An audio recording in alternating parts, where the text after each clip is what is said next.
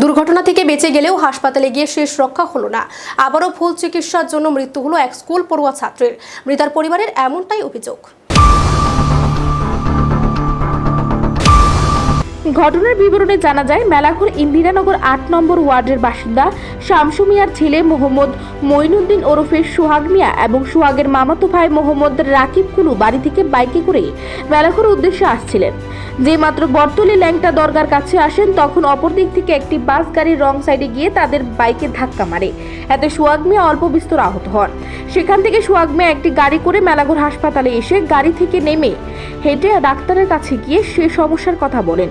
এরপর সোহাগের শরীরে একটি ইনজেকশন পুশ করা হয়, আর ইনজেকশন পুশ করার পর মুহূর্তের মধ্যে সোহাগ মৃত্যুর কোলে ঢলে পড়েন। এদিকে ঘটনার খবর জানাজানি হতেই মৃতার আত্মীয় স্বজনরা উত্তেজিত হয়ে হাসপাতালে কিছুটা ভাঙচুর করে। এরপর মেলাঘর থানার পুলিশ ঘটনাস্থলে অতিরিক্ত সিআরপিএফ বাহিনী নিয়োগ করেন। মৃতার পরিবারের অভিযোগ, ডাক্তারের ভুল চিকিৎসায় সোহাগের মৃত্যু হয়েছে। মৃত পরিবারের লোকজন চিকিৎসকের শাস্তির দাবি জানিয়েছেন। আমার ভাতিজা মঈনুদ্দিন উর্ফে সোহাগ মাধ্যমিক পরীক্ষা দিছে।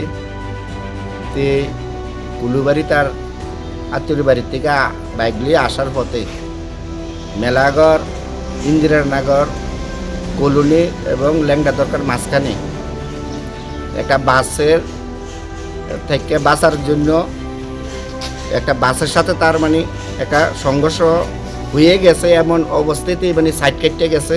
করার পরে এই সঙ্গে সঙ্গে তারে মেলাঘর হসপিটালে আনছে। আনার পরে তো অবস্থা আইছে, সুস্থ অবস্থা আসার পরে ডাক্তারবাবুরা হাইটটা হসপিটালে ঢুকছে। ঢুকার পরে তারা যাওয়ার পরে ডাক্তারবাবুরা তার একটা ইঞ্জেকশন দিছে।